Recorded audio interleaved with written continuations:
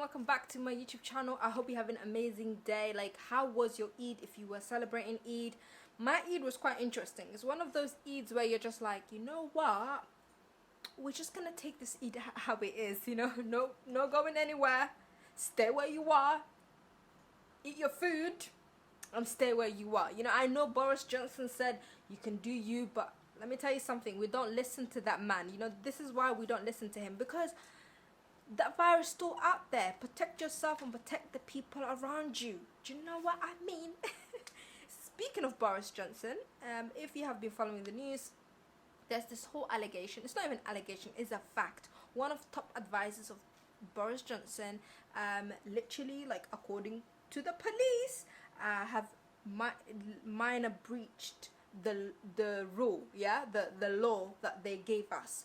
And this was all over the news, and his name is Dominic Cummings. He is a top advisor to Boris Johnson, and everybody was so upset in the last few days, because even though he's the one who drafted the law of us staying at home and not seeing our loved ones in order to protect ourselves and the people around us, he went and did his thing. I feel two-way about this, you know. I in a way, a part of me is really upset, because some people are saying, oh, why is everyone upset about this? It's not a big deal. It's quite a big deal, because first of all, the law is the law. It doesn't matter if you're in a top position and if you're a friend of Boris Johnson or not. That's still the law. You better follow the law, because we've been following the law. We've trying to be good citizens out here. And also, what really got to me is that so many people died, and people couldn't even go to their friends and loved ones' funeral. That's how deep it was. People couldn't visit each other. Some people who are in a relationship that, you know, couldn't visit each other. People couldn't see their loved ones. People couldn't see their grandparents, like, for weeks, you know what I mean? So, like, for him just to go and do his thing, that was totally unacceptable, and I can understand why people are upset. But what I'm struggling to understand, correct me if I am wrong, is that people took forever to be upset about anything that the government have been doing for the past few weeks. You know, whether that is the fact that there are more people from black and minority community who are dying more when it comes to coronavirus. There's a lot of poverty in the UK. There's inequality within socially and class. All of that, the whole situation with Grenfell Tower, I can go on and on and on of the stuff that the Conservative party have done to people, but nothing got to these people. But they were upset that this guy broke the law. Like, I don't know, maybe it's just that one thing that people need to be really upset. But for people who have been upset for the past few months or years, are confused.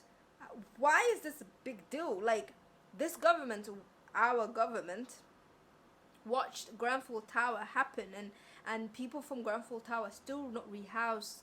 And there's the whole thing of scandal of Windrush generation. Like, I could go on and on and on, you know. And that was not a big deal to you, even when the coronavirus showed one of the most inequality, like the highest inequality within health, because a lot of people died in Brent. There's a council called Brent, and listen, I don't even know where to start. I just need to sit down with you for hours just to tell you things that have been going wrong. But people didn't say anything. With this guy, Dominic Cummings, came and everybody's upset. And I'm just like, okay, if you needed a reason and you found a reason, welcome to the party, welcome. And, you know, there's this whole thing of like, oh my God, don't be too upset with him, because, you know, the media are just witch hunting. They want to ruin this guy. Let me tell you something. I've also been coming for, like, let's say journalists, politicians from Labour, and they've been just ruining people. So if you've been doing that to other people, you better take the heat now. And I can understand why people are upset. I was upset myself. I was like, hold up, I didn't see my friends or family. I didn't go and see my friend's dad passed away, Allah Harista, and I couldn't visit her and just tell her I'm sorry. Couldn't go to the funeral because I was following the law, and I was, do you know what I mean? And this guy is doing his thing. So when the news broke about him breaching the law, Boris Johnson defended him, and you know, he said, let's move on, like it's not a big deal. And the whole thing made even people more upset that he's not taking responsibility for his action. And another thing that was really, really overwhelming the past few days was the situation in America and how black people are treated in America by the police, and just the whole system in America. Obviously for me as a black person who's all the way in the UK, in England, London, I find this so heartbreaking. Like, we've been seeing news and hashtags after hashtags of Black Lives Matter, and people are dying, and just because the color of their skin, people are dying. And also the fact that the international community is not doing much about it. Like, what more evidence do you need? Black people in America are being killed. They are humans. That's someone's dad, that's someone's brother, and it's just but anyways, there's been a recent event that made the whole thing even worse. There was a guy called George Floyd, and he was killed by a police officer who just police officers, because I think a few of them were holding them to the ground, and he was saying, I can't breathe, and they still didn't let go. Are you not human? Are you not human for you to watch someone die in your knees? How could you just, someone's telling you I can't breathe, like, I mean, arrest the person, you know, but then it's not that deep. You don't need to kill them. You're not, you don't have that right to take someone's life, you know. That's someone's dad, that's someone's brother. Like, anyways, it really gets to me. But there's the whole thing of the police. I wouldn't even call it police brutality, because this is not brutality, this is straight up killing. That's a murder. Like, you're killing people now. Come on. So in America, they just experience different type of racism. It's unreal. Just before this George Floyd's death, there was this whole case of a lady called Amy Cooper, who was just, she had a good job, she's living her best life, she has a dog, and she encountered with a guy who just told her, can you put a leash on your dog, please? She did the most, called the police, and literally said, there's an African American man threatening my life. Do you know what I mean? She literally weaponized her privilege and her tears to ruin this guy. That's what she did. She knew what she was doing, because she could have just said, there's a guy threatening me. No, she said there's an African American man.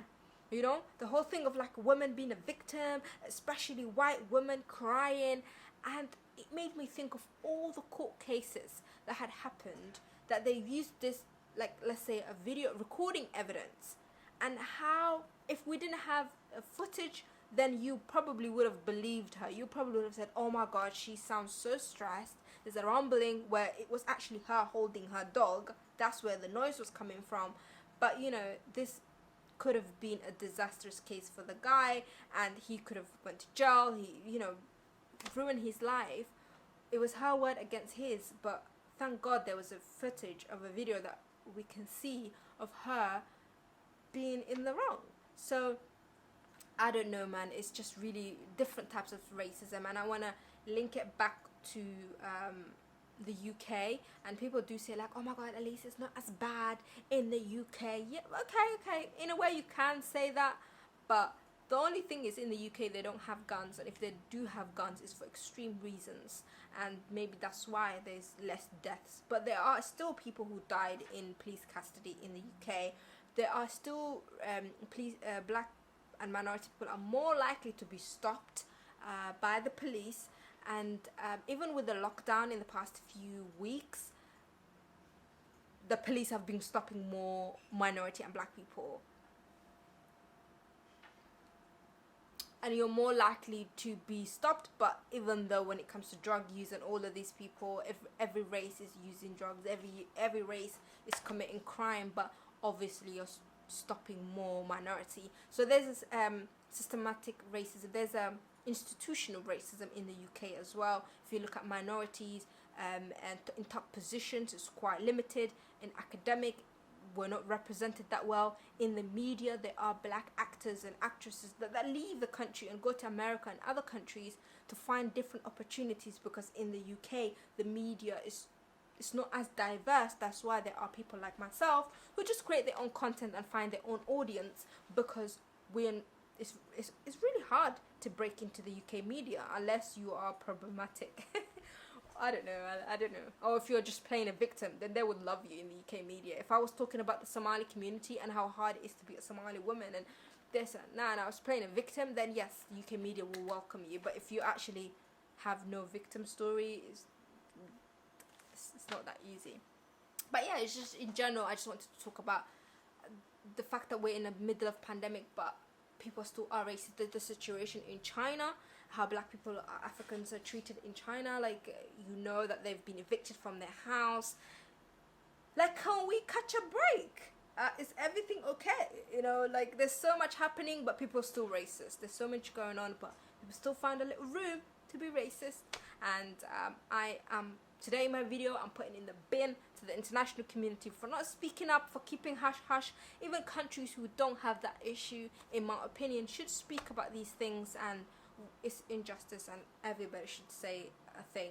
Do stand solidarity with your fellow black people and support each other. And you don't have to be black to support everybody. Do you know what I mean? You could join the conversation, especially for those of you who have so many black friends. Your wife is black, you know, your friend is black, but then you act black, but when it comes to black issues, you're hush hush about it. That's totally unacceptable. If you want our culture, you better get involved in when we're speaking up as well. Do you know what I mean?